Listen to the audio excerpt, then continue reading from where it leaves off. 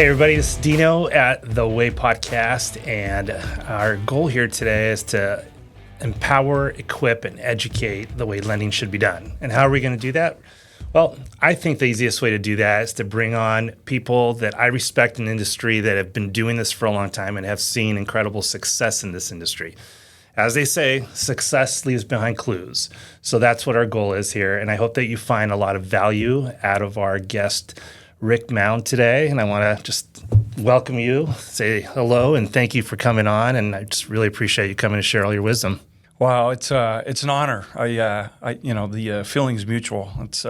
We've crafted a friendship through coaching, and I think it's not always the content we get sometimes in the coaching circles, but the friendships that you craft and sharing best practices. And I think there's nothing better than to take some of the things that we've learned along the way and maybe leave them behind for the people coming up, so that they can continue to leave this business better than they find it. So it's an honor to be here. Thanks. For sure, and just to have a little fun with it. So we're in a mastermind group together, and there's two Ricks. This is Big Rick. It's not little Ricky. This is Big Rick, and I say that because I'm 6'4", 210 pounds on a good day, and I feel small when I'm next to him. So, actually, I'm Little Rick because, Rick Ward, who we're talking about, he's Big Rick when it comes to the production numbers. Little man in stature compared to you, but whoa, dude can run circles, huh? That guy's got some stuff figured out. All right, so listen, I want to ask you a bunch of questions. Basically, the way the podcast is going to go is I'm going to ask you some questions up front, but then I'm going to take you back all the way to day one, when you first started, and why and how and what did you do. And I want to hit all your milestones back to today again. All right. So first, who are you today, both personally and professionally? Yeah, I'll start with the personal side. Rick Mount, 54 years old now. Just had a birthday a little bit ago. Been in the industry now since 1991. Seen some things there, but father of three. Ricky, Cassidy, and Josh, and also a grandfather, Jackson's 2, and got a little girl on the way, thanks to Ricky and Lindsay. So love hanging out with the kids and watching them grow. Josh just recently graduated from Cal Baptist University with a degree in psychology. Cassidy's coaching soccer up at Chaffey College, and Ricky just promoted to engineer with the fire department. And his wife Lindsay's occupational therapist and works a couple days a week and is raised in Jackson. So on the family side, love it. I'm the youngest of 5 boys. That plays a lot into my story. I'm the youngest by almost 12 years. So it was a unique way of growing up. My oldest brother was my high school football coach and swim coach. So there was some good and bad there that I had to learn to live through there. But mom and dad are passed, but they were married 62 years before my dad passed away. So great legacy from them, and still call on their knowledge that they've shared along the way. And professionally, I'm a co-manager for Churchill Mortgage for the Pacific Southwest region with my business partner and buddy, and somebody you know really well too, Mike Hardy.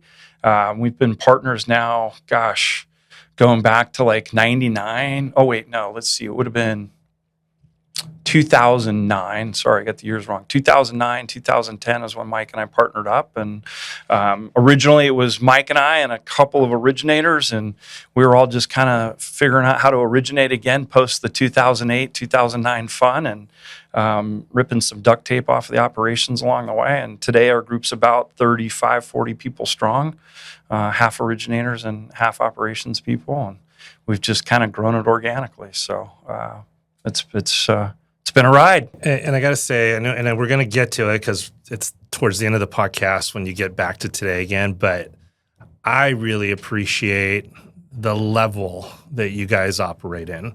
It's not, just random. We talked earlier about, 0 to 90 days, right? Thinking out.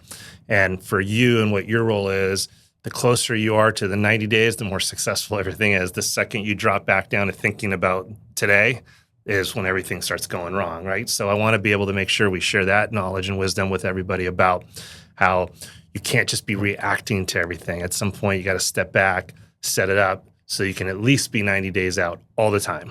Yes. Yeah. I think if you guys know Mike and I at all, you know there's a yin and a yang to the Mike and Rick story, and so we have our own personal production team, the Mike and Rick team, and then we have a pretty large branch in San Dimas, California. You'll think of Bill and Ted's every time we say San Dimas. If you're old enough. If you're old enough, yeah, we just dated, or I dated myself anyway. And then we run the region. And so the difficulty in there is there's always plenty to do and always not enough time. And so it's an order of priorities and wanting to be proactive, but not ignoring the things you have to react to. So, we try and keep Mike visionary and 90 days out. I try and operate in the 0 to 90 day range. Implementing some of the vision stuff and teaching and coaching and proactive things there. And the closer I get pulled into the day-to-day zero stuff, the less proactive we are about thinking about what the future is. And I think I best serve our people, all the different people that I'm called to serve along the way, by being closer to 90 days out. That doesn't mean there aren't moments in time where we got to stop back and deal with that stuff. But we have a phenomenal operations team that allows me most of the time to stay closer to the 90. Certainly the market conditions over the last couple of years have forced us all to kind of pull back into that day zero mindset, because there's just so much to respond or react to. But it's something I've learned along the years. I think we're best when we're in charge of it, as opposed to just reacting to what comes across our day-to-day stuff. I'm not sure if you guys caught that, but I want to just point it out, because I do feel it's a big piece as to why you guys are successful, and just probably because it follows my way of thinking a little bit more. But he actually said, for the people I'm called to serve, right? And I think that's a big piece of how you look at what you do. You're their boss, but you say it in a way where you're called to serve them. Yeah. I think that's a big piece of why you guys are as successful as you are. The way you run your business is totally different, right? And I love that. Let's move on to daily routine. And I asked this question because, for the most part, I believe most successful people have a daily routine. And I want to try and find some commonalities between all these successful people that I'm interviewing as to what they do. So let's start with your daily routine when you first wake up. Yeah. So my daily routine is really foundational now, and that wasn't always true. But I can tell you, I wish I would have learned it earlier in life, because I think it helps navigate some stuff, maybe avoid some stuff, makes you more capable of dealing with stuff. My morning routine, I'm an early morning guy, so I'm usually somewhere between 5 and 5:30, kind of naturally wake up now most days. And I usually start, I have a prayer of surrender that I say every morning that's just me surrendering that day, which is something I've had to learn to do. I think it's ironic. You and I are in a business of controlling outcomes, right? Predetermined outcomes, so that we can go get hired again by doing a good job for the people. And in that, you start to become a control freak. And I've learned, for me to have some sanity and some peace of mind, I need to surrender the outcomes, and I just got to show up. So my first thing I do as soon as my eyes are awake, whatever time that is I pray that prayer of surrender. And then the next thing I do is I drink a pint of water, because I try and drink a gallon of water today. It's my most difficult habit, is drinking a gallon of water a day. I don't know why, but it's just not natural for me. So I try and get a pint in me right off the bat. Are we going to have to take a bathroom break? No, we'll do good. I got the water in here too. So and then I try and do something physical for 10 minutes as a non-negotiable every day. And my 10 minutes right now is I'm doing this push-up challenge. So you do one push-up for every day of the year it is. And today is 277 a day. So we had 277 push-ups I needed to get done this morning. So literally I say the prayer of surrender, I drink my pint of water, and I lay face down on the ground. As soon as you wake up, it's like, so let me ask you the push-up challenge. Yeah. I'm guessing it's however long it takes to do it. Yeah. But you can't say I'm going to do half now and half later. I think it's up to you to break it up. Everybody starts at a different physical condition, and it's sort of funny. The last third of the year, you do like more than 50% of the total push-ups for the year, because the number just gets big. So, the guys that I'm doing it with, we sort of challenged each other to kind of not break it up into more than 5 sets. But I think you got to be. I do it all. For me, I do it all in one sitting. Okay. I think my day will get hijacked, and it would be really easy not to get that task done. And it's part of my non-negotiable. It takes me about 10 minutes to rip through those push-ups, however I break them up. And that's my non-negotiable physical activity for the day. And I think there's something to be said for waking up and giving up your day, to your maker, and then doing something physical. I think the physiological fires up the psychological. So I want to get my body moving right away, and then I can start to dive into the mental components. And so after I've done the physical non-negotiables, then I'll do, Mike probably shared the body being balanced business, something we've both practiced forever. But, then I'll get into like the more get me right on the mental side, which is usually a devotional, reading something that's meaningful, nonfiction, and then journaling. And the journaling is something that I used to think was like a bunch of hooey, like who does that, right? Am I going to wear a robe and live in a mountain someday or something like that? On a Greek island. Yeah, on a Greek island. Well, I might take the Greek island, but the journaling is something that I found to be really cathartic. It's either healing because you're getting some stuff out maybe you haven't dealt with, or it's revealing, meaning there's something that keeps coming to mind. And some of the best innovations I've had with things around how we could do the business different or serve more people or be better father or whatever, have all come in that quiet time and that journaling. Do you always do it by hand or is it electronical? I do both. Yeah. So I have a journal that I keep. I have a journal for each of my kids. So they're always available to me. So if something comes to my mind, I want to write a prayer out for them or a note to them. I think I have a note that my mom left behind for me that I read every day. And so I thought, man, how cool would it be for me to leave a journal behind for my kids of things I've prayed for them or lessons you want them to learn or just a piece of you that, so that when we're gone, that they would still have something from you. And I got that from my mom. So it just depends. But, and then I use the notes app on my phone. Like if there's something that's prophetic or something that's a quote or an interaction I had with you or whatever, I'll just add it to my journal. So I'll reread that most days because I think it helps stimulate the mind and it gets me ready to go serve other people.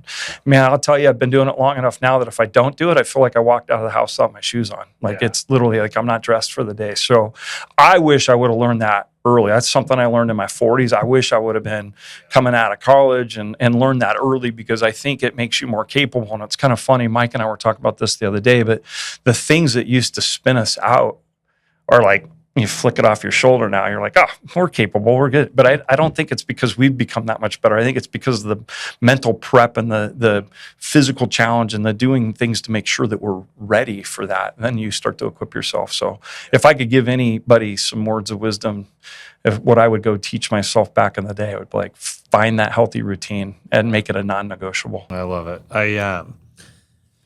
I do a lot of similar stuff. The thing for the kids, though, I just found. So what I've done is the first Bible I read has probably the most notes in it, the most highlights, and all that stuff. And it was a man's Bible, and it was like, okay, this one's going to go to my first son, and then I realized I got 3 other kids, so I have this thing now where I want to have 4 Bibles before I die that are all marked up and all but specific to each kid. Yeah. That's something I could leave them. So that's so similar. Yeah. It's leaving something that's meaningful for them. I mom's been gone for a long time, but I still feel like I've got her wisdom in the notes that she'd write in that. So it's me borrowing from something I thought that she did really well. I didn't really realize all that until my wife's grandma died. Mm-hmm. And what happened is she had a message on her cell phone that, she can't delete it. She will not delete it. She still listens to it all the time whenever she gets a chance, or especially when she's sad, because she can't call her grandma anymore, right? So she'll just pull up her voicemail and start listening to her grandma talk to her. And then when she went back to the funeral, right, everybody was trying to kind of get what they could. She's like, all I want is her one Bible, right? She's got a few, but I want one. And she'll still read that one Bible with all the notes in it. And it's just, she can feel that love, right? Just like you with your mom's letter to you. I think that's a great thing to be doing. My mom was the master of encouragement, right? And, if you look at, I think the Greek origination of the word encouragement is to put courage in. And it was just laced full of hope or recalibrating your vision or focus on stuff. She left some special Bible verses and things like that were her favorites. So I can't read that and not smile. Yeah. And so her note is part of my daily readings too. Awesome. So, all right. So let's go back to day one. Yeah. How old were you? What year was it? Why did you get into the mortgage business? Yeah, I was 20. I was in college, majoring in finance, real estate, and law. Thought I wanted to be an attorney, and we were getting married, and I had a friend in the mortgage business and was kind of paying attention. And I'm like, gosh, he seems to be making pretty good money, and he's driving a nice car, and the outward things that we all kind of pay attention to, the material side. I was like, seems like a good lifestyle. I like people. I like money. I can do math. Yeah. What's this mortgage thing? And so through some connections at my dad's church, I started a company called Occidental Mortgage, headquartered in Covina, California. They were Fannie Direct. And I knew nothing. And it was so funny. 20-year-old snot-nosed kid. I wore a suit every day, double-breasted. Did you have shoulder pads? Yeah, early 90s, suited and booted. And I carried an empty briefcase around with my HP 12C in it just so I could look official. And I leveraged all my dad's contacts and other people and stuff to try and figure out how to go do loans. And I remember getting the first loan and not have any idea, this will date ourselves, but I remember filling out the good faith estimate. It was in carbon copy triplicate. Mm-hmm. Client got one, you got one, your processor got one. Yeah. And we did it on the hood of a car out in Los Angeles somewhere. And that's how I got into it and kind of fell in love with the business. I got into it maybe for all of the wrong reasons. It was all the material things like, oh my gosh, you can make a ton of money doing that. And I don't think there's anything unhealthy about that. Yeah. But if you let that become the dominant reason, it'll show up later in life, which we can walk through at some point too. You hope to mature at some point, right? Yeah. I mean, it's just like when you pick a wife, you didn't start out by looking at her and saying she looks super intelligent and has a really good heart, right? There was an outwardly attraction. The rest came, right? Yeah. And same with us in the mortgage business, right? We start. I mean, a lot of us, we all started because we thought, why do you work? To make money. Well, it's kind of funny. Do you know many people that set out a path and said, pretty early on, I think people figure out, I want to be a fireman, or I want to be a policeman, or I'm going to be a doctor, or I'm going to be a teacher. But, do you know many people that said, I'm going to be a mortgage person? Yeah. We all kind of fall into it one way or the other, which I think is amazing stories to hear how people got into it somehow.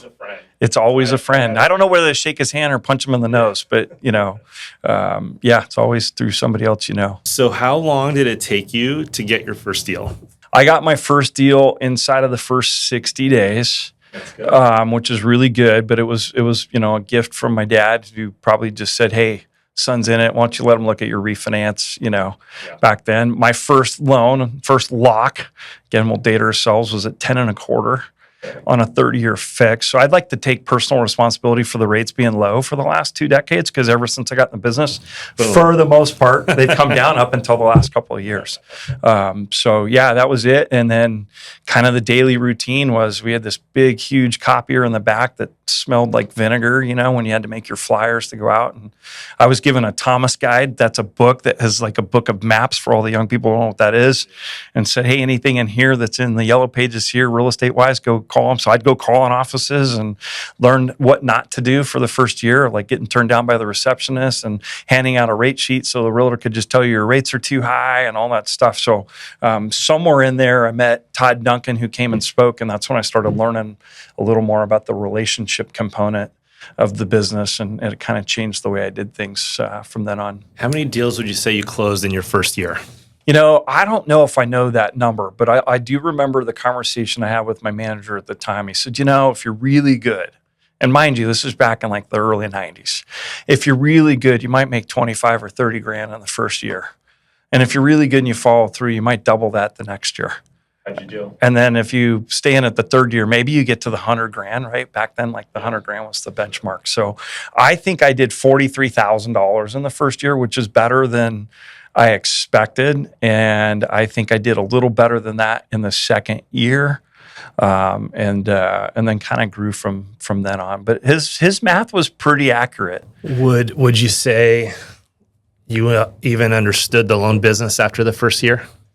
Oh no, because I would imagine I don't know that I understood the responsibility we had with helping people make a financial decision. I don't know that I had respect for the gravity of that decision back then. To me, was transactional and can I help it? And, I was going to give you great customer service. That's just how I was raised. So I think that was innate in me, but I don't think I had any respect for really the wealth component and the responsibility we have to handle that well. I was like, hey, do you want inbounds with that? Let me walk you through how this works. So I've learned a lot since then. I find it interesting because I give advice a lot to the younger guys saying, listen, you have to know how to do loans, like get good at your trade, get a little involved in some processing, get a little involved in underwriting, not that you can underwrite, but that you understand why and how. Don't just argue all the time, but dig in and then step back from all of it. And I don't want to say forget it, but have knowledge of it, but kind of forget it and start focusing on trying to make your phone ring. Because if your phone doesn't ring, you got nothing. You're not going to make any money. Yeah. And all too often when, young guys get going, they just go out and hustle. And listen, you and I did the same thing, right? But take a step back.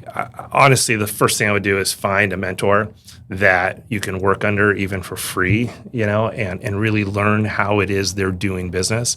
And if you can learn those good, valuable traits from them, then you can go off and really nail it and hit it hard on your own, right? But oftentimes there's a paralysis, right, that happens because you get too involved in a file. And your job as a loan officer is all of it, but you gotta lean on your team. A processor knows how to process better than you. If she doesn't, you don't have the right processor, right? An underwriter does what she does. Your focus is on the relationship. And if you want to be successful, you have to focus on the relationship. Otherwise, you're never going to get any repeat business, right? You're never going to get anywhere further with them other than just closing that one deal, and you become very transactional. So my personal advice, and I know just from how you run business, is you're in the relationship business. Don't ever forget that, right? Create the relationship and then build upon it constantly if you want to be successful. Yeah, I would agree with that. I think understanding the emotional side of why people do things is something you got to learn too, right? Because the consumer, and I think a lot of times us, we're trained to kind of focus on the logical side, the logo side of things, and it's about math. And it's why the first question out of consumers is, what's your interest rate, or what's my payment? Because they're thinking logically. But if you really understand your partners and your clients, it's really the emotional side of things that we need to become experts on, and then the math kind of tells the story. Yeah. And so I didn't realize that until later in my career, So I was really good at running numbers. I became a great loan tactician. I could get loans done, even maybe saved a loan or two that other people tried that couldn't. And so you earn a reputation that way. But I think I would have accelerated my growth curve had I been better on the emotional side of it as well. Yeah. So first year, sounds like you did really well. Were you operating in a relationship style business out of the gate because it was your personality? Like for me, it was my personality, so I just did, right? But a lot of people that I know didn't. They had to learn how to start doing that later. Were you naturally like that? Yeah, I'm relationally built. I think unintentionally you want to go do business with people you like, and so I always have a tendency to lead with the relationship component.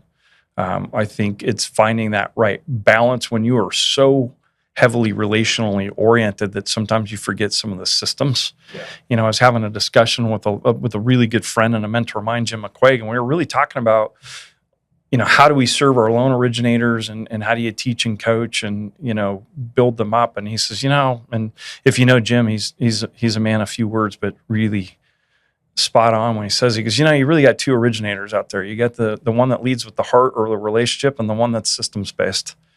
And he goes, and both have pros and cons, but once you understand what box they're in, you know how to go support them differently. So the relational ones actually need systems to set them free, and the systems ones need to know just because they can do it doesn't mean they should do it. So they got to learn to let go and work on some of the relational components. And when you figure that out, I think you can help accelerate their curve. But I was definitely on the relational side and learned about systems way too late.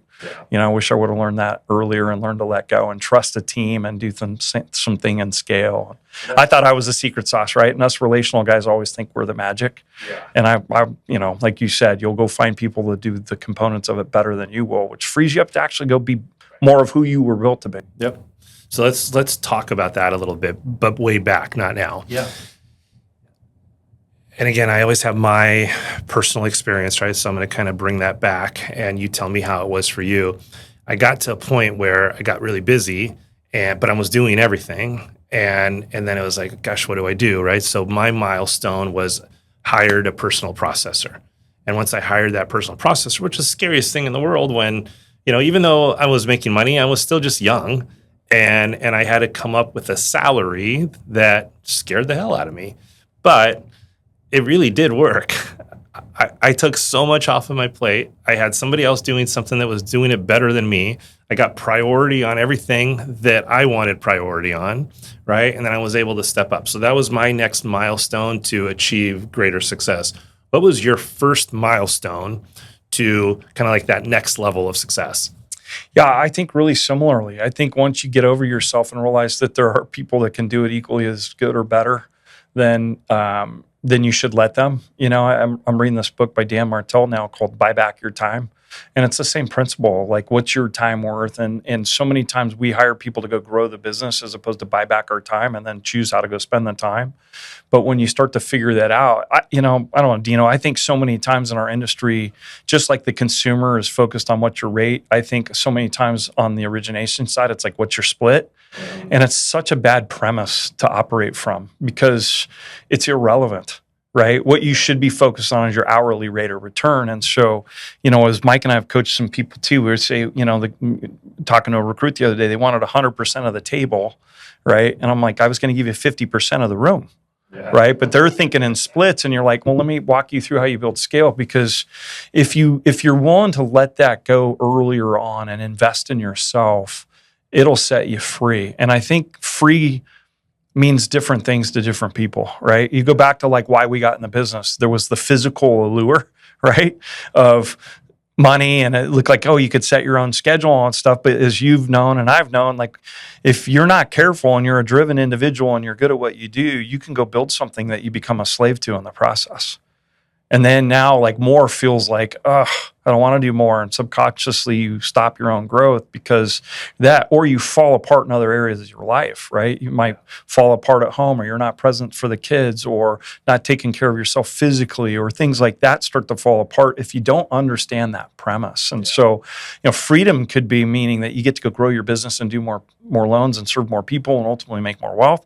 But it could be giving some of your life back to other areas that you got to go find balance in. So I think learning that principle is going to serve people well either way. So I want to pause just for a second, because if you guys didn't hear that, a loan officer all day long will say to the client, listen, I can quote you a rate, but let me ask you a few questions first so I can tell you what your options are, and one might be able to better suit you than just the lowest rate possible, right? There's how long are you going to live in the house, right? There's all these different things that might be more important than just that rate. But yet, when you flip it around, and Rick just talked about that. He said they're always worried, loan officers are always worried about splits, right? Like, how much of the table am I going to get? And then Rick says, I was going to give you half of the room. Well, think through that for a second, because it's the exact same scenario as what you're talking to your clients about.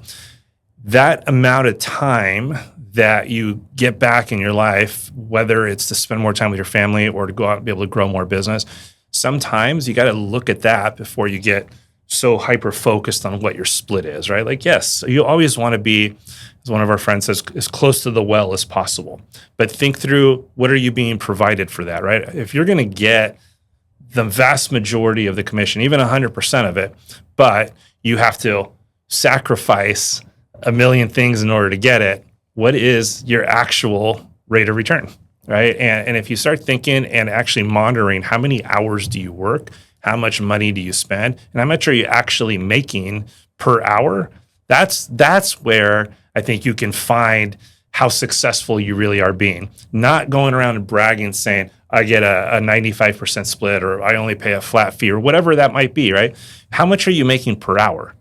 That's where I think the success comes, right? Yeah. And I love that you said that, because loan officers oftentimes they get just like a lot of people, they get stuck in the minutia of what's in front of them, and they stop thinking bigger picture. And our whole goal here, right, is like, we're here to empower, equip, and educate you. So think through that a little bit, because there's a bigger picture. How much are you going to make overall? How much are you going to be able to invest in your personal life, right? I hope you guys understood that. There's a lot of power that comes with being a higher level thinker. And don't get stuck just in this little piece all the time.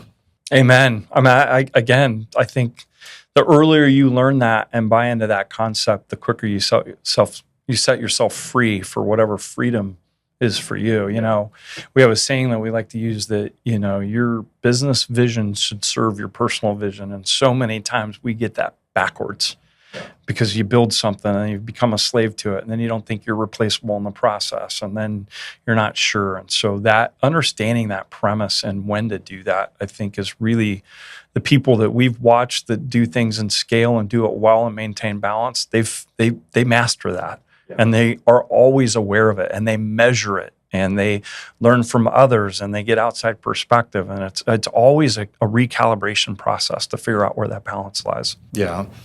Let's talk about one of our mutual mentors, Todd Duncan. You said early on you went to one of his seminars, and I didn't go to one of his seminars as early as you. I went to a guy named Joe Stump by referral only. And I went with a couple other loan officers from the office I was at. And you know, we all heard the same thing, but it's interesting how we all heard the same thing, but yet we all heard something totally different. and when we got back to the office after the weekend-long seminar in Palm Desert, the most that some of these other guys did is they changed their voicemail. Yeah. And that's it. Like, that's all they did. Yeah. My business doubled after that seminar, literally doubled. And it's just because I think Mark Twain says that the best way to get ahead is to get started. And if you don't do any of the things that you learned, that you even paid money to learn, like, you got to come back and implement. If you don't implement, you're never going to get anywhere. So tell me about your first experience at a big seminar like this. Did you come back and implement? And you know, what did you learn? How did you implement it? And did it make a big difference? Yeah, so, you know, TD, gosh, what a mentor and a friend, and great for our industry and great for me and you as well. And no, I'm a slow learner. I'm still learning. It's so funny. We've done the High Trust Sales Academy. You and I have been an elite together, like, you know, high level stuff. And I still learn from the same material over and over again. I think, you know, when I went to that seminar, the company brought Todd in, and this was early in Todd's days with High Trust just starting,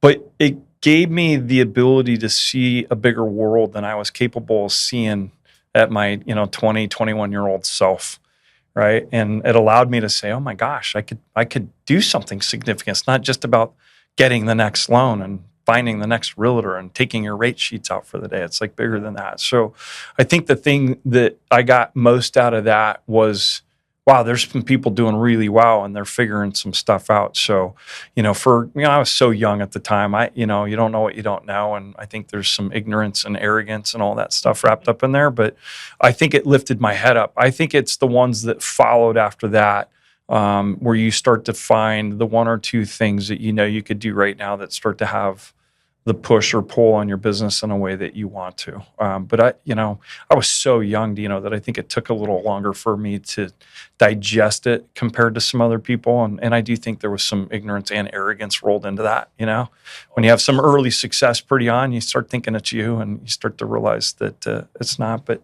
it's part of the DNA of a loan officer too. Oh, for sure. You got to have a little bit of brashness to get into this business, right? And so there's a balance in there. But I think you brought up something that's really important. Yeah, I remember Jeremy Forcier getting on stage at Sales Master. I couldn't tell you what year this was, but it was out in Palm Springs, before he'd moved down to San Diego. And Jeremy basically got up and downloaded his whole playbook from stage to everybody. And I remember one of the questions he got from the audience was like, hey, why did you share that with 4,000 of your competitors? His answer was, well, because less than 1% of you will do anything with it. And you think about that. There's a quote I have on my desk right now, and I say it to myself and I say it to our people all the time. It's not what you're capable of. It's what you're willing to do.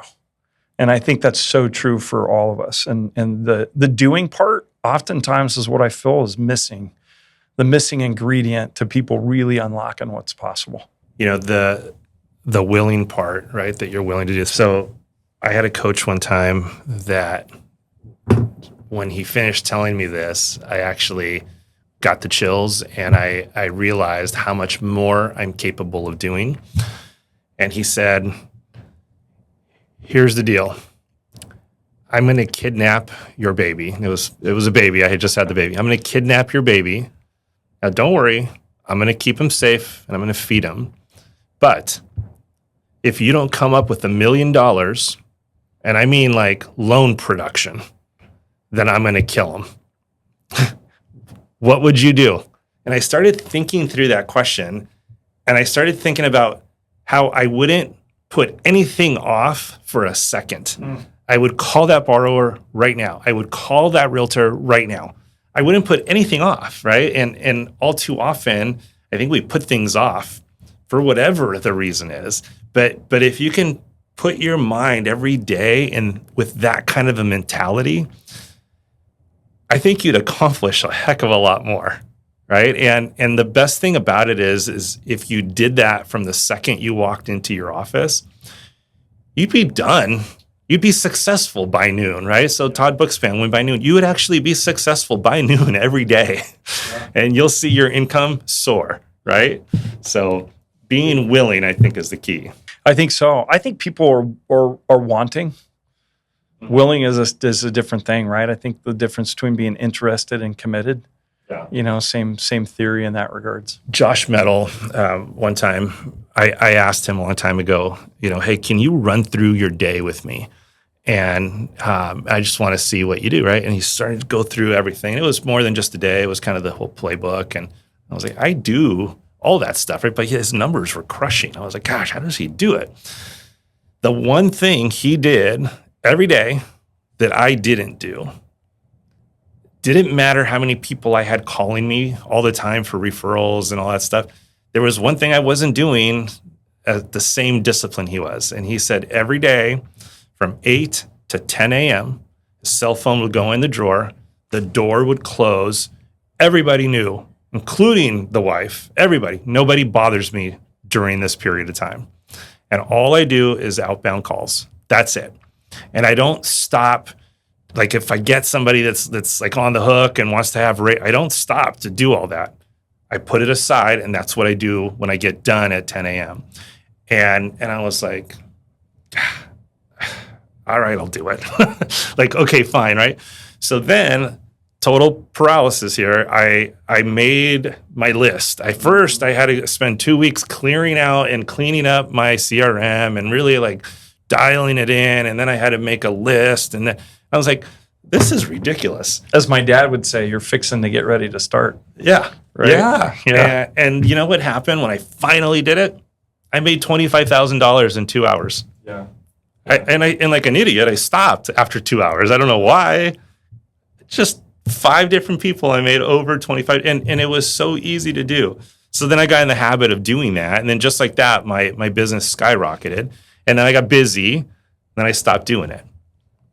Yeah. Funny how that happens, right? And then you kind of see this pattern with salespeople. I put together this Excel spreadsheet one time, and I had all the loan officers on it, and we have all their commissions broken down. I mean, full detail, right? And there's this one loan officer that I used because it was the perfect example. It was in December, got really slow. January, barely made any money. And what happens? stress case, right? So what do? You pick up the phone, you start working hard, and then all of a sudden you get busy. So we saw the graph. January was down here, February, March. And then what happens when you get so busy? You stop doing the things that got you busy. So then we see this. And it was this throughout the whole year. And what I did is I did a company meeting. I was like, listen, this is all of you guys. This is how you guys run your life. And you got to get to this point where, when you're here, you don't stop doing the things that got you there. Yeah. That you got to keep that going. That's where the systems come into play, right? And that's one thing about you that we're going to get to, but you're the systems guy. You have so many systems in place. And without those systems, you're going to keep doing this because you don't have the system built to keep you going, right? So next question for you is, now we're hitting these milestones. You're getting busier and busier, right? You're being more successful as a loan officer. You probably have a young family. You're a loan officer. When did you get to that next level of management, or what was your next place? And when did you start developing these systems? Yeah, I think, my career has kind of wandered all over. So I took a job as an area manager, leading other producers. And then you start to realize the disparity between one person and the other and how they go about their day. Because when you're doing it yourself, I don't know that you're fully aware of the variance, right? But when you start to be around other people or have to lead the other people, you realize there's a big variance in how they do things. And so, it's something that we focus on every day now. This is how we do loans here. It's something we are in the process of recalibrating again right now, because the market's shifting again, and so we always want to make sure we're recalibrating. But learning that you have to have structure to stuff. Again, going back, I'm emotionally built. And so emotionally built means I'm going to react to whatever I think is most urgent or most important based on how I feel in a day. And if you let that drive you, you are not going to have the systems that will generate the volume we want to do, the families we want to serve, and the lifestyle or freedom that we want to go enjoy. And so I learned by managing other people, right, that I had just gotten there through sheer force and just working hard. But then you start to learn it. I think one of the things I learned a lot was, if you want to learn something, teach it, right? And so now I'm teaching other people to do some things. So that's when I started to figure out that systems were really important. Dave Gallegos, another friend in the business, went through some stuff. And as he was building his branch and his business, being coached in there, he's like, if it's not written down, it doesn't exist. And so starting to develop these little micro playbooks around everything. And this is how we do loans here. And so it's something we're currently going back and revisiting. But when you get clear about it and you take the custom emotional reaction out of things, you can have a predictable outcome, right? You think about some things early on in my career, I thought one of my best value propositions to agents was to always be available. Well, what does that look like? Right? 6:30, having dinner with the family at Applebee's and oh, sorry guys, I got to go take a phone call. We've all been there, right? Are you really at your best taking a discovery call from a client at 6:30? Are they really their best? Or can you build a system that proactively gives you better position to serve them and them honor your time as well? And when you learn that, there's some fear in learning that, but when you learn that, I really think we're better to serve people on doing that. So, it's a long-winded answer around systems, but I learned it by having to coach and manage other people. And even to this day, it's something that we still often have to recalibrate, because we're in the people business, and the people business can get messy sometimes. Did you ever start coaching that early on? When did you start? Yeah, I didn't coach others, but I always wanted to learn. So, obviously Todd has been a big component of my life, and it's kind of funny. I share this with Todd all the time. I relearn the same lessons over and over and over again. And I've always thought something about Todd was he always had a way of being relevant, even though that sometimes the material was the same as that we'd looked at last year, but it was relevant and just recalibrated for today. And so I don't know that there's any revelation people are going to get from coaching other than maybe getting there faster than they would do it on their own, and learning from other people to see things differently from a different perspective. Yeah. And then I don't know, from a humility standpoint, I remember the first time joining an elite thinking, shoot, am I supposed to be here? Yeah. You and I have talked about that. You're like looking around at who's in the room, and these are people that I've paid to go see on stage, and all of a sudden you're rubbing elbows with them. And so I think there's a humility factor that maybe held me back from starting to coach. But I think everybody has a unique streak of genius. And when you understand what your streak of genius is, or what other people tell you that they notice in you, and you learn to go give that away, then you can become a great coach. And so for me, a lot of times what I focus on is just helping people through some of the things that I've done. And ironically, it's usually the pain that I teach from, when you've suffered through something. I found in my personal life and business, right, it's the pain that created the solution. Without it, I never would have created something better. Yeah. Right. So now, I hate going through it, but every time I do, I truly do feel that something wonderful is going to come on the other end of it. Right. And that's, well, I shouldn't say that. If you're the type that feels the pain and goes and locks themselves, in the room or buries their head in the sand, nothing good is going to come out of that. Right. You got to work through all of it. It's just like that whole pressure of the diamond, right? Like, what happens at the end of all that pressure? You got this beautiful, brilliant diamond. And you got to think of yourself that way, because if you do, and you allow that pressure to actually form you, you're gonna be the diamond at the end. I think that's part of why I start every day with the surrender, right? Like, I'm going to surrender. I don't have control over what happens during the day. I really don't. I think if you really sit back and think about it, we really have control over very little. I have control over how I show up, how long I do something, how I interact with people while I'm doing it, and the effort that I put forth. And that's really what I have control over. And when you go about it that way, I think you can be set free. And then it's focusing on the right things. For, what you just said, for me, that one word that kind of summarizes all that is perception. So, okay, things happen throughout the whole day. We don't have control over all of it, but it's what our perception of what just happened is. So you can perceive it as something so negative that you end up being paralyzed by it or getting depressed by it or whatever. Mm-hmm. Or you can perceive it as, all right, we just learned something. How are we going to fix it? How are we going to implement something to never allow this to happen again? Yeah. All right. Yeah, I think the ability to take that stuff, some of the people in Elite too, they talk about, some of their success. And oftentimes a lot of people say, the difference between me and the people that I coach is my relationship with failure, right?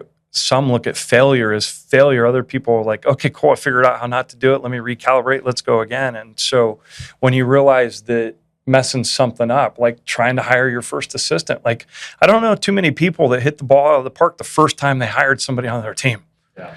But I'll tell you what, if you never hired that person, you'd never learn who you have to have so that you hire better the next time, or what you need to change to be able to be more servable also, and so, but there's you got to start, right? You got to take the initiative. It's like what Mark Twain said, right? The quote I just said, the one piece of advice I give young kids all the time is opening doors, similar to what you just said, right? Mm-hmm.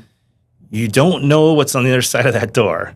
But if you don't open it, you'll never find out. And oh, by the way, that door may not be the right one, but guess what? The right door is 5 or 6 or 7 doors down the way. The point is, though, is oftentimes that the right door is never the first one. You have to get through these milestones to get to the right door. And then you open it and there's something wonderful that comes on the other end of it. But you'll never get there if you don't start opening doors, right? Yeah. If it's the wrong door, you can always close it and come right back and take another route. But you're in the type of business that requires you to be a little bit more aggressive than, an hourly wage employee at some company, right? You have to take some chances. But here's the one thing I get out of like what you're saying and what a lot of the guests here have said is that do yourself a favor and educate yourself by listening to people that have been there before, right? You can take a lot of shortcuts, not in a bad way, shortcuts in a good way when you listen to somebody who's already been down that road, right? They can help you avoid some of the speed bumps and get there faster. I think that's the whole benefit of coaching and mentorship, right? I mean, that's why we're doing this too, is take some of the things that we wish we would have done differently or learned. You know, I was having this conversation with my kids the other day, like, hey, you got to try some stuff on for size to see what fits, right? Because they're, you know, two of them are still trying to figure out occupationally where they want to go, and they've got great futures ahead of them. But like sometimes it might mean trying something on that didn't fit, and you get more conviction in that to get clarity about what you want to be. And I think trying things on is really important in this business, and do that with an education. Go find somebody that is where you want to be, and ask them what they would do different. Ask them what they do well, right? And take what fits you and apply it, and start. Right. And start and get over the fear and make some mistakes, you know, mess it up a little bit. Totally. This question I love asking, because you got all the knowledge you have after all the years of doing it. You've seen success. The market's a little different now. So the question is if I took you and dropped you off in some random city that you don't know anybody, right? But you still have all your knowledge. And, oh, by the way, you have some money, but not a lot. So you can't just, because I've given this without that one caveat, and I hear some great things to do, but this is kind of assuming that you have enough money to withstand, right? Not getting a loan for a while. So your back's up against the wall. What are you going to do? How do you go out and be successful in this industry today? Well, I think it goes back to the fundamentals again. I think we're in the people business, and there's really, you know, the people that we need to talk to every day are the people that are dealing with the consumers that we want to talk to, and then the consumers themselves. And so I think 80% of my effort would be getting to know those people. And once you find one person that you get to know, I would practice something that I learned early on in my career, the art of the referral. Who do you know who? And the reality is, if you do this really well, you don't have to make cold calls, because the conversation be like, hey, Dino, I just moved here. I know you're a great mortgage professional. I am too. Man, I would just love to learn from you what you've done in this marketplace. And if you can give me any counsel, like I would start with even people that are in the same business. The true great ones will give away their playbooks. We've seen it over and over again. Right? It's astounding to me, right? But I would do the same thing. I'd go meet one of the top realtors. Hey, I just moved here, been in the mortgage business quite a bit. I know this market's unique. I've been a fan of yours just looking at your success from afar. What do you do? Like, how do you do it? And get to know them and build the relationship there. And in that, say, you know, you start to find out, is there anything missing in your business? And if you start to identify needs or wants or things that you can solve, you can start bringing value into them. But I would spend the vast majority of my time finding the way to get connected and building those relationships. I don't know that there's always that balance between fishing and farming, right? And fishing's catching a fish today, and farming's planting the seeds tomorrow. And if your back's against the wall, you better do a little bit of both. I think the harder you work and the more people that you talk to, the luckier you would get, which would solve some of the time compression issue of being dropped in there, your back against the wall. But I would focus on how many people I talk to in a day, and if there was anything I could bring value for them. And I would certainly practice the who do you know who, right? And like, hey, Dino, I'm just curious. I don't have anybody here do you know anybody has a great relationship with their tax planner? I'd love to meet them. Hey, who's the best realtor in that city that you know? And I would love to meet them. Can you facilitate an introduction? And I think using that leverage, as opposed to the way I did it when I was 20, grabbing a rate sheet and a flyer and dropping it off with a note at an office they're never in, I wouldn't do that. I would go after the who do you know who component. And if you could go back into your career and do one thing over again, right, what would it be? Anything that would have made your life a lot easier? Man, that's a loaded question. There's so many things I would do over, and some that I would replicate. But I think one of them would be finding the right balance personally and professionally. And not building a business that ultimately consumes you and where you find your full identity in that. That's something I kind of succumbed to, you know, and I went through a divorce that didn't want, I wouldn't recommend that to anybody. It's painful. It's painful on the family, painful on the kids, but I learned a lot through that. And I had built a business that ultimately dominated my time. A lot of my identity was tied up in it, and I wasn't balanced. I wasn't being intentional in those other areas. I told myself I was. I got in this business because of the schedule freedom it provided. And I was at every one of my kids' games, but I don't know that I was present because I was probably on the phone walking around. And I saw them on the soccer field, and I saw them on the football field, and saw them but I was distracted. I wasn't there, did the same thing. So if I could do anything over again, it would be making sure that I had the right boundaries established and learning the value of creating a team and investing back into the business so I could enjoy more of the balanced freedom. That would definitely be one thing that I would do different. The other thing I would do differently is develop long-term thinking. I think so easily, and it's so relevant right now because of the difficulties the market's experienced over the last couple of years, that we're playing a long game. And that's the farming side. And I want to plant seeds and enjoy the harvest. And so many times we quit before the harvest comes. So, I'd go back and tell my 20-year-old self, hey, play the long game. Don't get short-termitis. Don't make, emotional moves.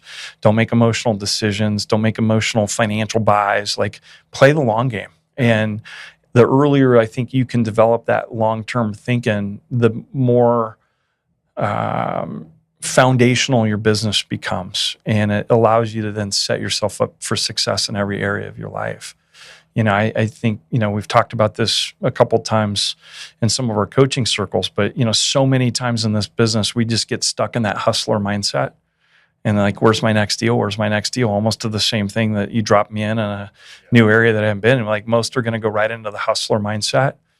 But there's a difference between the hustler, there's a difference between an entrepreneur, there's a difference between a CEO, and there's a difference between an emperor, right? And it's how far out they're thinking. Yeah. And so I would develop longer term thinking. It would have helped me avoid many of the mistakes I've made. I've often admired how you and Mike run your company. And the reason why I think is because of how much you give, or as you say, how much you serve your people. And can you give some advice to, first two things. I want to find out a little bit more about that, just so people can hear about how things should be done. And then the other thing is if somebody's looking to make a move and pick a new home, what should they be looking at? What is it, that'll help them be more successful, right? Aside from the split, how do they pick the right company for themselves? Yeah, I think some of it, Mike and I probably about a decade ago, we were at an ALE, Achieving Leadership Excellence event with Todd, and had some great people there. And Darren Hardy came in and spoke, and one of the things that he talked on during that session was the cost of a bad hire, right? And we've all had them. And Mike and I were like light bulbs going off because we hadn't figured out fully how to scale and do it in a way that we were proud of.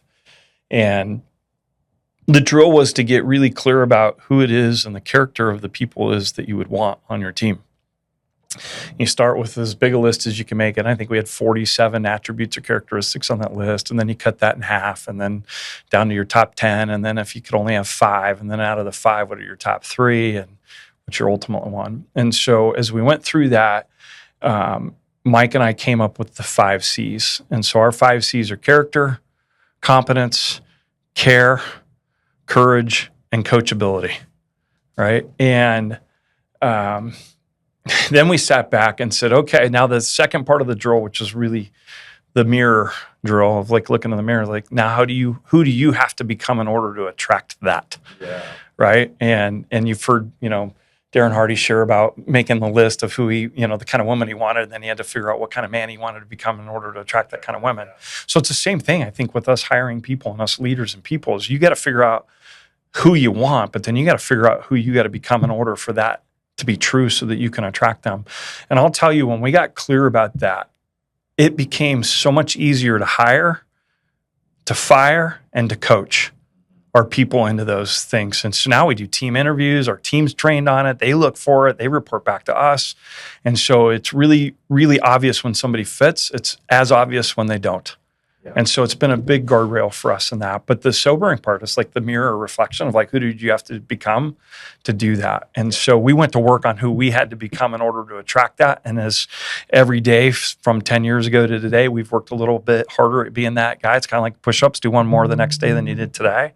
And we have now, I'll tell you the thing I'm most proud of is our team. I'd put our team up against anybody. They care. They have character. They're competent. They're courage. They're coachable. Like they have all of that in spades, and so that attracts the other people to that too. So I think that that's something that we've learned and worked really hard on, and that's something that I think has become a gift that Mike and I have created is around that culture. As far as what was the second part of the question there? Yeah, if somebody was trying to find a new home for themselves, right? A loan officer, what should they be looking at? Man, I think I would turn it back on them and say, what is it that you really want? And I think based on where their priorities are and what they want, it starts to become more clear about maybe where they should be or shouldn't be, almost turning what we just walked through but on its head. And I've always kind of said, I think mortgage companies are like vehicles to help you get where you want to go. You got to determine about what's important about the ride and what the things are that are non-negotiable for you. Some people are going to focus purely on splits. Some people are going to focus purely on price, and they think that's number one. But then when you kind of peel the onion back, they're like, no, I want stability, or I want predictable outcomes. I want a better, customer service. I need more marketing. I don't know. I mean, everybody's got their different shades of vanilla in the mortgage industry. But if you're not clear about what you want and need, then you don't know where to look. And so then you just get sold the bill of goods of whatever we think our obvious greater values are, right? Like I could recruit you, you could recruit me. And I know who you are, and I know the differences in your business, different as our business, and we could go talk about our different shades of vanilla. But at the end of the day, if people don't know what they want, I don't know what's going to resonate with them. So I think what's important is for people to understand what's really important to them. And then I think you got to play the long game here too. It's really easy to make short-term decisions based on what the market is or isn't today. And I've seen a bunch of people make moves that they regret later because they had short-term thinking. So some combination of, navigating the short game while not losing your focus on the long game is really important to picking where you want to be. We both know people that have been affected by mergers and acquisitions and not in a positive way. So like, is financial stability important to somebody? Is innovation important to somebody that you're going to be relevant 5 years from now? It just depends. I think it's a great question, but I think sometimes when we're on the recruiting side, part of our job is to help people uncover that as opposed to just sell them what we got. And when you uncover that, for me, I want to bring people on that would need what we have and that I know I can help them get to where they want to go. It's a disservice for me to do it any other way, and it's a disservice to them, and they'll ultimately quit anyway. And then we got a bunch of wasted energy, right? Same thing. So we've helped a lot of people say, man, stay where you're at. We've helped a lot of people like, man, we're not a great fit, but call Dino and let me tell you what he's got going on and vice versa. So, there's so many great platforms to work out, but I think it's getting clear about what you need and what you want and making sure that you have a long-term focus about that. Yeah, I agree with you. I think when I look at candidates, for example, to be loan officers, I look at their stability. And what I mean by that is how long they've worked at each of their places. And it's a great sign, right? Because it's like you can't stay anywhere for more than a year. Right. You're the one that has the problem, right? But if you are out looking right now, I think there's a couple things. One, flip that same thing around that I just said and ask the people how long they've been at that company. Because that's one thing about both you and I that I can proudly say is like, we're going to say what we say and we're living it. We didn't just get here, right? You're not going to be pushing something that's the new flavor. A lot of guys out there, I'm just like, and over the years, right, I've been recruited so many times and I look around, I'm like, you've been here for less than a year, and you're telling me this is the greatest place on earth. Oh, 6 months went by, and you just found something greater, right? Yeah. So think about the stability of the company, the stability about the people you're working with, and everything that Rick just said, right? None of that matters until first you figure out what it is you want. What's the most important thing to you? So we're on the tail end of this. I want to just get a couple more questions in. And I know for a guy like you, just because I know you personally, it's probably a hard question, but is there a book that's changed your life? There's a few. That's what I figured. Yeah. One, the Bible, right? I think finding that morning routine, I think it's important to have my nose in that book. I think I'm just a better person for other people. And I think regardless of your beliefs, find somewhere that gets you centered. So that Ultimate self-help book. Yeah, it is. I think there's been a couple along the way. Certainly Morning Miracle, Hal Elrod, right? If you want an easy book to learn how to develop a healthy routine and stuff, I think that's a great book. I think The Entrepreneur Roller Coaster is a great book because Darren Hardy goes through all of the fun that we get to have as entrepreneurs and building business and things like that. The compound effect and understanding, the eighth wonder of the world of compounding interest and compounding efforts, I think is an unbelievable book that helps shape your long-term thinking. Right. It goes along with everything we've been studying lately in our group, the 1% a day. 1%, right? 1%. Compound effect. Well, it's, there's so many lessons I've learned. This is the second time I've done this push-up challenge.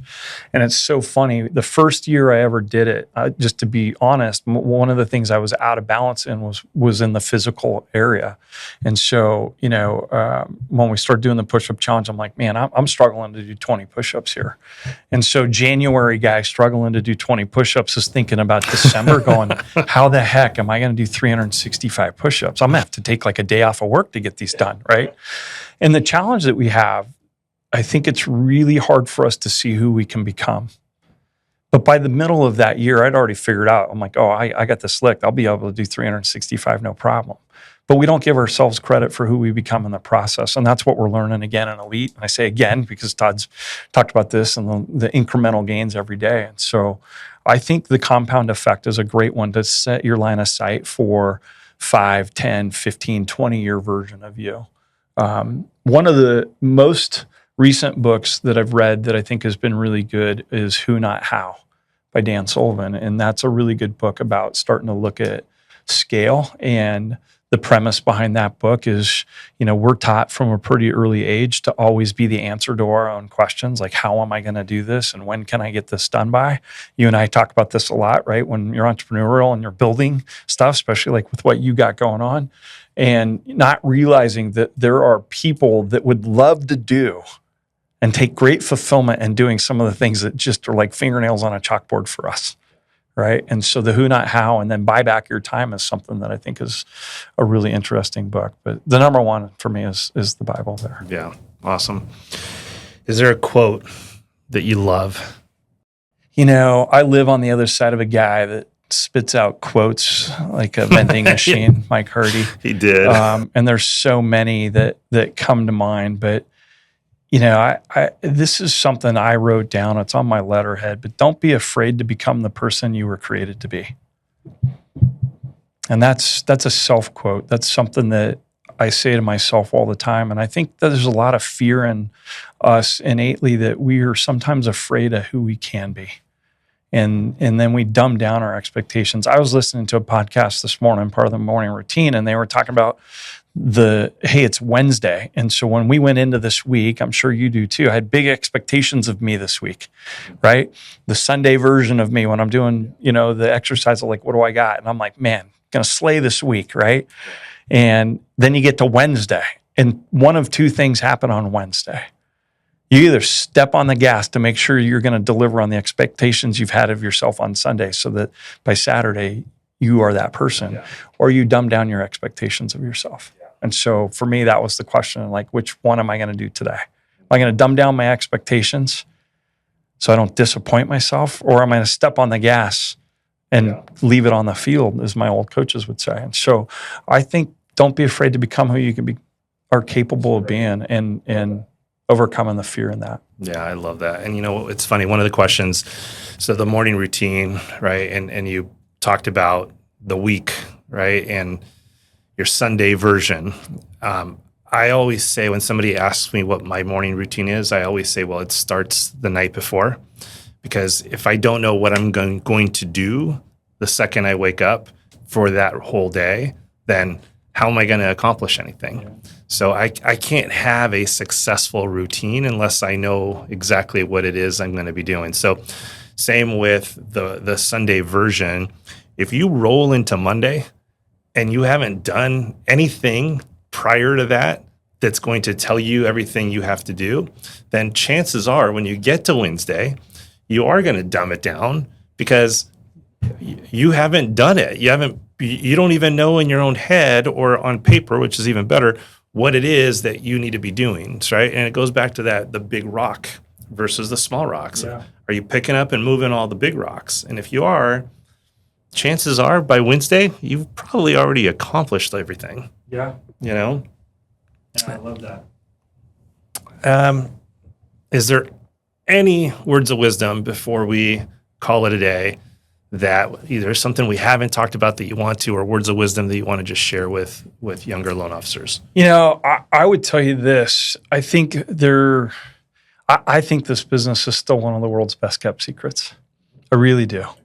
I think you have unlimited earnings potential in any market. I think we get the ability to go serve people at one of their biggest moments in their life. And my business really changed when I adopted that philosophy over I got into it for all the material things. When I started to realize that I'm here to go serve other people, and it changed my interactions with them to make sure that I'm showing up for them in a way they need me to, not just handling it transactionally. That really changed the game for me, and it changed the purpose, and it really changed the interactions with both the partners and the clients in a way that was material, that they could feel. And in that, you earn the right to ask them for the referrals. And oftentimes, if you do it really well, sometimes you don't even have to ask, right? So if I could give any of the younger folks some counsel, it'd be like, man, make sure you're doing it for the right reasons, play the long game, and know that you're in one of the best kept secrets in there, and believe it. And if you don't have the belief in it, call me, call Dino. We'll help you. You can borrow from our belief because we still are doubling down on this thing. Our vision, mission, values, right, and all this stuff. You have to live by them. You have to really feel them. Otherwise, you're just saying them. And then before we even started this, we were having this conversation. And one thing you said that I loved was that it's one thing if you know them, it's one thing if you feel them, but are the people you're serving, do they feel them? Do they know what they are? Because if you're not living them outwardly, right, then nobody's going to actually feel any of that. So I think get clear with what it is you want, get clear with what it is you do for a living. And with Rick, it's very clear he serves people. So I think there's a mindset there that goes so much further than the 20-year-old Rick that just how much money am I going to make? Right. And, I grew up in the restaurant business, hamburgers when I was really young, and then Mexican food later, right? But my dad, did you ever see the Saturday Night Light skit, SNL skit with John Belushi? Hamburgi, French fry. Yep. Yeah. So I don't know what it is about Greeks. My dad sold hamburgers, but he can't say hamburger. He always said hamburgi. And I remember he gave me this one piece of advice, which I bring back all the time to the loan business. He said, don't worry about how much money you're going to make. Just worry about making the best hamburgi you can make. And if you make the best hamburgi, they're going to come, they're going to eat it, and you're going to make a lot of money. So when I think about our loan business, right, several years later, a little more refined, it's not about how much money I can make on every loan. It's about how I'm going to serve each and every one of my clients to the fullest potential. And if I can do that, I just know and I have the faith that the money will come. I mean, it's that simple. I love it. Rick, thank you so much. Thank you, man. Thanks for creating a platform for us to share and to help the next gen and maybe leave the industry better than we found it. It's legacy, right? I actually think a lot about legacy now, not just with my family, but through our industry, because this is, like you said, the best kept secret. And I think there's so much there for you and these younger loan officers that aren't coming in I think you're missing out on something that's potentially going to be a game changer for you. So I'm here. I know Rick's here. All the guys that have been on here, we're here to help you. And I hope that you got a lot out of this. Remember, we're here to empower, equip, and educate the way lending should be done. And if you guys have any questions, just reach out to us. Thank you, and we'll see you soon.